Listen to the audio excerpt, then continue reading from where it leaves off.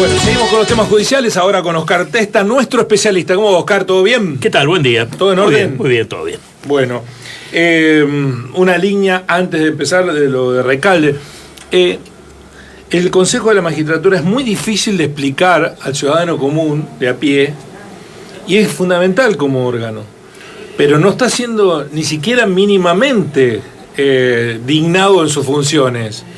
El Consejo de la Magistratura, claro, es una institución que fue instaurada por la reforma del año 94 y en el cual los estamentos interesados, primera cuestión debatible ya a esta altura del partido, ¿cuáles serían? Los sectores políticos, los sectores de abogados, sectores de jueces y sectores académicos, tienen una representación en una institución que a nivel nacional se encarga de evaluar la idoneidad de los aspirantes a los cargos judiciales y a su vez también actúan en los juicios para remover a esos mismos funcionarios y administra el presupuesto del Poder Judicial. Son cosas fundamentales. Es una institución con una competencia extraordinaria realmente, que desde el año 94, 95 que fue constituido, hasta el día de la fecha no ha brindado nunca un resultado satisfactorio.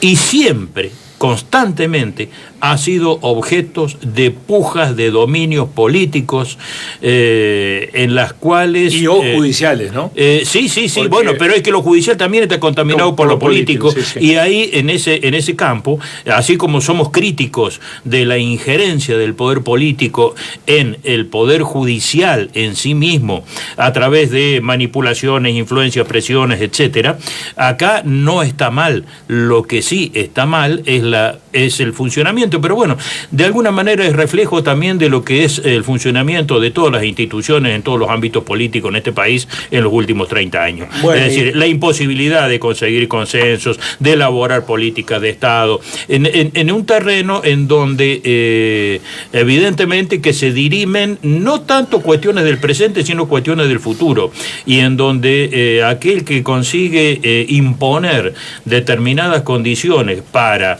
la selección y la remoción de los magistrados sabe que tiene desde ahí en adelante un poder determinado respecto de ese poder judicial que se va creando. Bueno, y aquí hay un pendular constante de quién lo maneja por mayoría. La representación político-partidaria o la representación judicial. Bueno, ahora el propio presidente de la Corte Suprema de Justicia preside el Consejo de la Magistratura, es decir, el juez parte, hizo una maniobra que constitucionalmente quedan muchas dudas de su calidad, ya le hemos hablado, de recuperar una ley. Así es, poner en vigencia una ley derogada, es una cosa espantosa. Francamente, hay que ponerle el nombre que tiene tipo de cosas. Una truchada monumental, pero bueno. Lo que podrían haber hecho tranquilamente, y era lo que correspondía si la declaran inconstitucional, ¿votar otra ley? Claro, exactamente. Emplazar para que en un tiempo determinado se dicte una nueva ley que permita una integración adecuada de esa institución. Pero no es la primera vez, único precedente que yo tengo conocimiento de que una ley derogada se reinstauró manu militari, y no solamente eso, sino que quien la reinstauró se valió y se aprovechó de esa ley para presidir uno de los institutos fundamentales dentro de lo que es el organigrama institucional del país. Vergonzoso. Pero bueno, también en este caso se juegan intereses político-partidarios en los otros estamentos, tanto en las listas de jueces, de alguna manera. Yo no sé si es cierto eso a nivel nacional. Yo conozco el funcionamiento, he sido parte del Consejo de la Magistratura Provincial. Determinados jueces o determinados académicos están como tildados de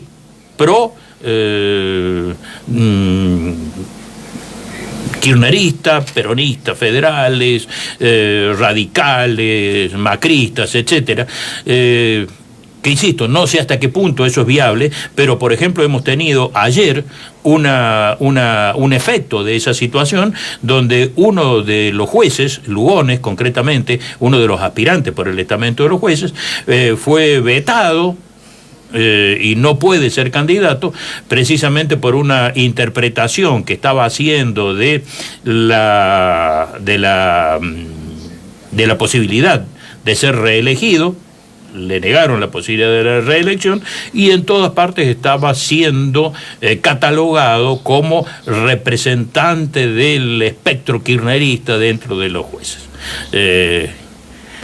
Digamos que todo esto no aporta absolutamente nada, se vive neutralizando uno con otro. Francamente, estaban esta semana a punto de ser elevadas para su consideración y aprobación, aparentemente en comisión se habían aprobado, los pliegos de unos cuantos jueces y fiscales, como 15 o 18 eran, que hasta ahí me resulta llamativo de dónde diablos sacan acuerdos para poder hacerlo. Y mi sospecha es de que en esto también vale el canje de figuritas, es decir, quien tiene el poder suficiente impone y a través de esas mayorías que se van creando de manera, digamos, que no le sirven a la administración de justicia, porque en la justicia tenés que designar gente proba, gente honesta, gente con conocimiento, con dedicación, con voluntad de trabajo, y no gente medianamente afín o confiable para determinados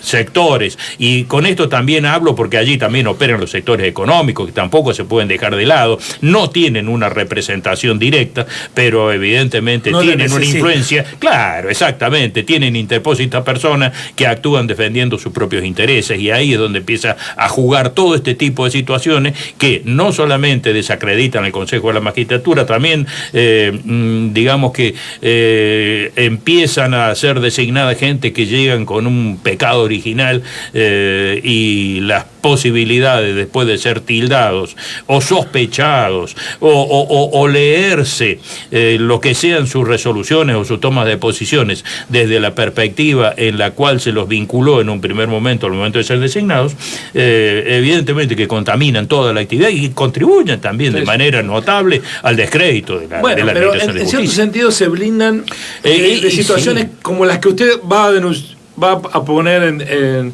estado público hoy respecto de una causa que es escandalosa. Sí, Bueno, realmente es una cuestión que saltó con una denuncia que se presentó el día viernes en la ciudad de Córdoba y que involucra a una gran parte de lo que es el sistema de salud de la provincia. Es una causa gravísima realmente, que llamativamente todavía no ha tomado una dimensión tan grande. Algunos medios la han tomado, pero yo creo que a esta altura del partido debería estar hablándose en todas partes de esto. Un contratado de la Farmacia Central del Ministerio de Salud, Juan Alberto Emanuel Nardi Wenz, denunció que en la Farmacia Central del Ministerio de Salud, precisamente, de la provincia de Córdoba, de la provincia de Córdoba, exactamente, se destruían fármacos e insumos no vencidos para generar faltantes y que se llamara a nuevas compras que favorecían siempre a los mismos proveedores. Un dato. Piensen esto, piensen la maniobra que se denuncia es la siguiente. El Ministerio de Salud de la provincia tenía medicamentos comprados. Como si sobrara plata, pero que es una cosa de tenía medicamentos comprados que estaban en stock sin distribuir. Así es. Y lo destruían, no estando vencido, para generar nuevas licitaciones, porque ahí había un negocio del que participaban, bueno, tendrá que determinar la justicia. Exactamente. No, y que incluso estaban apuntados ya con nombre y apellido quienes son los responsables en este tipo de situaciones, incluso hasta con la percepción de coimas, donde dentro de esa denuncia se decía que aparecían representantes de las empresas, que son tres, son siempre las mismas, que intervenían en todo este tipo de cuestiones, con un sobre para la responsable y a su vez la oferta de qué es lo que estaban dispuestos a entregar inmediatamente para comprar. Eso? Precisamente lo que ha llegado hasta ahora, pero hay más, no es eso únicamente. También se denunció que se entregaban medicamentos reactivos y productos vencidos y relató cómo se adulteró el plasma de recuperados de COVID al inicio de la pandemia, que es una situación, bueno, que ya el Consejo de Médicos de la provincia tiene conocimiento que eso efectivamente fue así. Es decir, el plasma era, digamos, con los primeros enfermos, cuando se empezó a trabajar con esto, que realmente parecía que era la panacea que iba a llevar a la curación antes de que aparecieran las vacunas.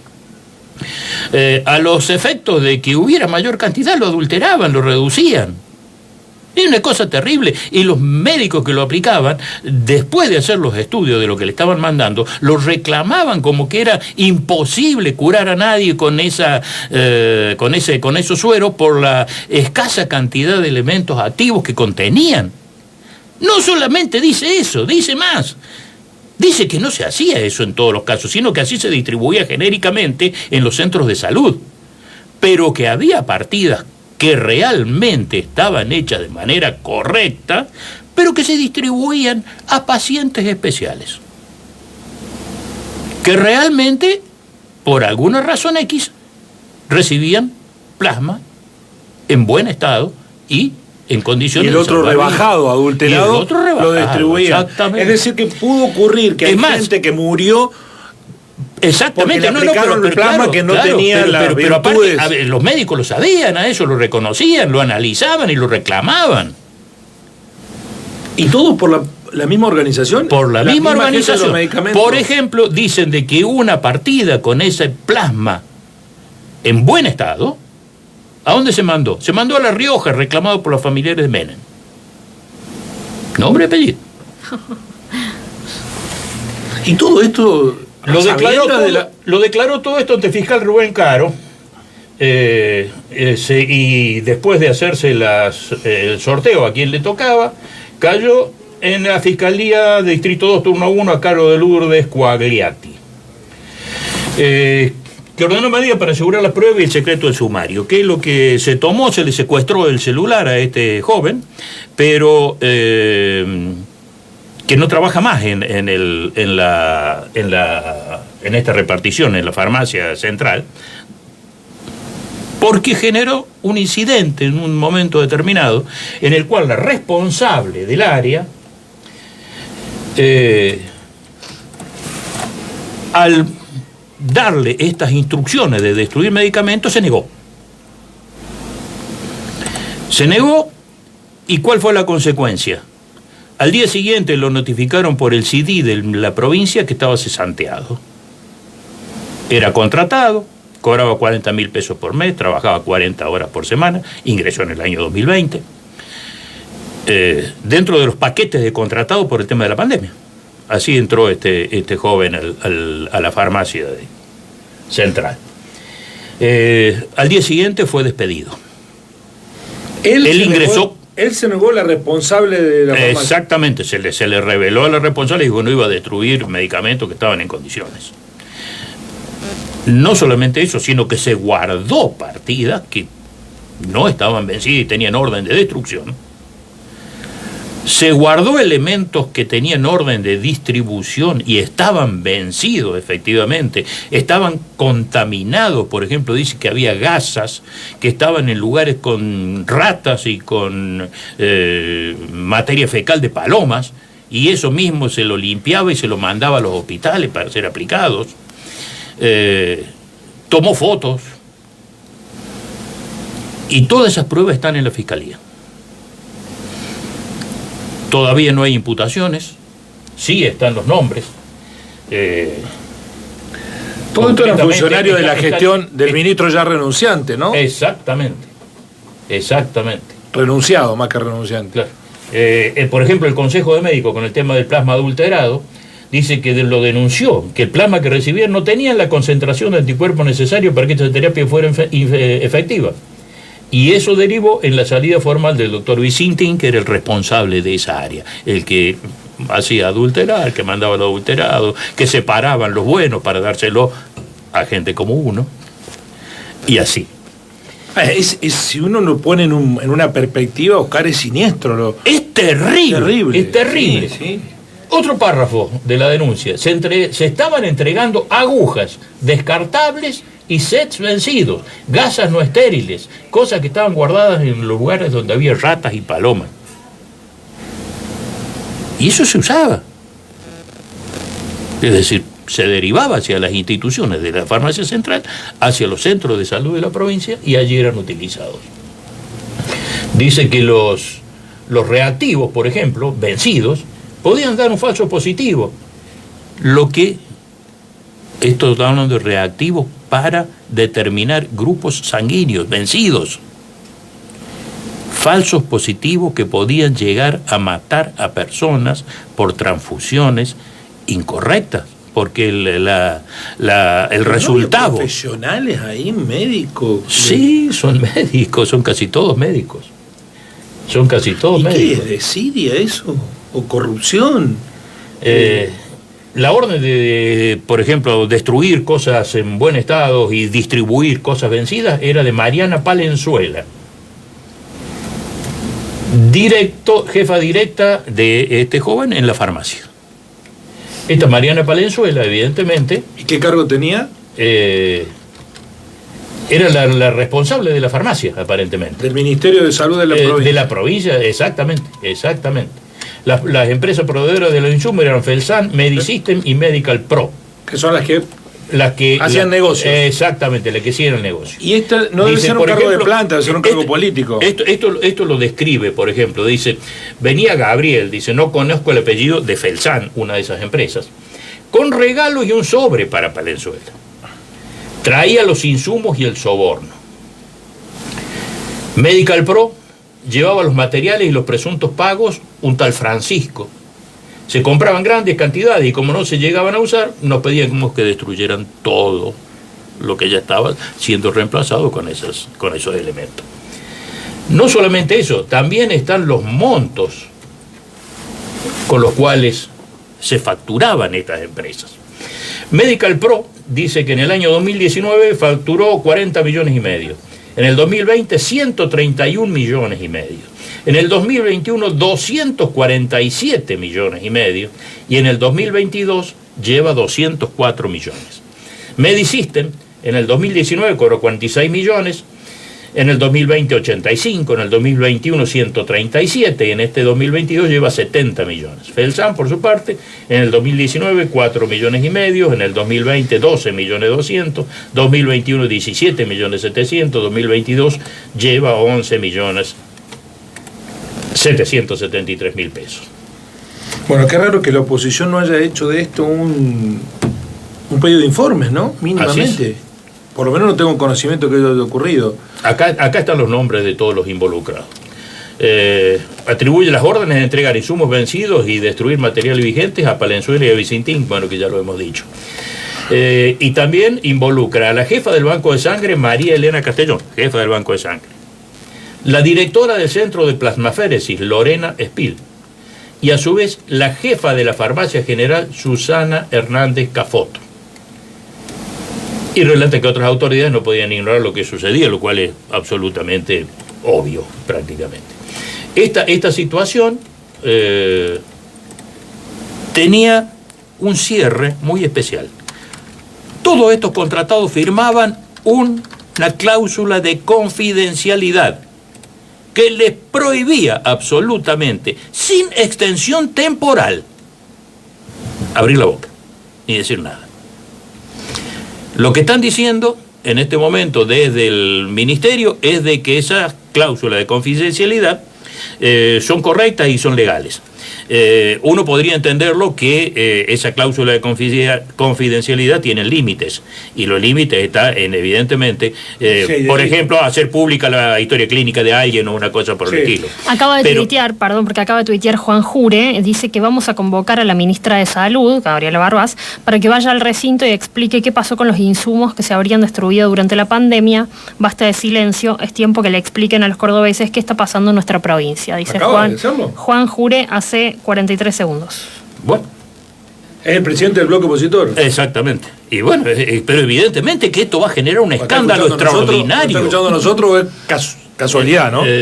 Sí, bueno. Bueno, pero, no sé qué, pero evidentemente... No, pero porque es terrible. Es terrible, exactamente. Hubo una manifestación ayer domingo, si no me equivoco, ayer lunes, por parte de la ministra, en el cual dijo que, lo obvio, que puede llegar a decir, que están todas las puertas abiertas para que se investigue todo lo que hace falta y evidentemente que ese tipo de situaciones, si es que tienen algún responsable, todo el peso de la ley debe recaer sobre Sí, ella. Barbás no puede decir que es otra gestión porque ella estaba en la gestión con... Ella formaba parte e incluso de alguna manera también se la cita como interviniendo en una reunión.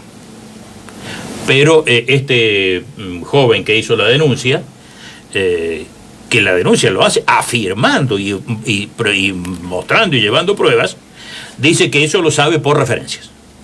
O sea, que él no la vio, pero no que la dijeron vio, que pero por Barbás participó de alguna de las reuniones con la proveedora de medicamentos. Exactamente. Bueno. De cualquier manera, todo esto evidentemente que nos está llevando también a un lugar riesgoso. Ese lugar riesgoso es la posibilidad de que todo esto caiga en el fuero anticorrupción, y ya sabemos qué es lo que pasa cuando esta causa llega en el fuero anticorrupción de Córdoba. Termina tapando todo. Pero de cualquier manera me parece que ya el volumen de la denuncia, las pruebas aportadas y la repercusión que esto va a tomar, creo que va a ser el gran tema de la semana, incluso eclipsando otros que también son de peso, ¿no? Oscar, lo trataremos seguramente en continuidad el jueves. Seguramente que sí, va a haber cambios, novedades va a haber y en cantidad de acá el jueves seguramente. Veremos, incluso como Juan Jure ya lo acaba de decir. Sí, bueno, por eso digo, me sorprendía porque yo no había leído nada en este sentido, que haya habido pedido de informe. Bueno, acaba de ser anunciado. Claro, perfecto. Es muy posible que no prospere, pero que se incorpora a la agenda pública. Sí, pero yo no sé cómo van a hacer para resistir ya cuando todo esto se ha hecho público. Doctor, va a ser difícil. Testa, muchas gracias, como siempre. El jueves estaremos nuevamente aquí. Bien, muy bien. Nos dice... Sí, perfecto.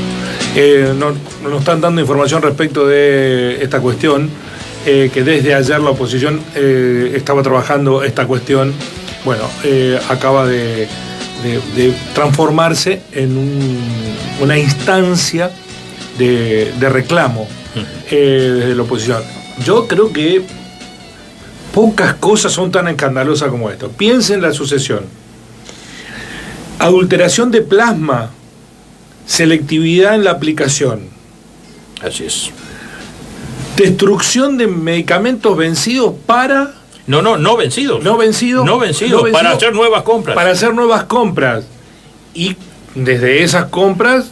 Obviamente con favorecimiento a las empresas y sobres para los encargados de dar la orden. Abandono de la distribución de insumos. Exactamente. Gasa, porque seguramente en los hospitales, en los centros de salud, en los dispensarios faltaban gasas y estaban contaminándose con roedores y deposiciones de paloma. Y eran distribuidas después. Exactamente. Bueno, los reactivos para los grupos sanguíneos vencidos. Es de una gravedad inusitada, creo yo, en tiempo. Sin ninguna duda. Que hemos escuchado hechos delictivos en la administración pública, pero de este tenor seguiremos tratando. Y lo que me parece que no es un loquito suelto, es alguien que realmente... Bueno, si fue y aportó las pruebas. Exactamente. Y de hecho se decretó inmediatamente el secreto de sumario y se empezó a allanar y a recolectar pruebas por todos lados, lo que da una pauta de la seriedad del planteo que se está haciendo. Y obviamente así también ha sido tomado por los legisladores que están pidiendo la comparencia de la ministra en la unicameral. Gracias, Oscar, muy amable. Hasta el próximo jueves. Columna de alto impacto de Oscar Testa en la mañana.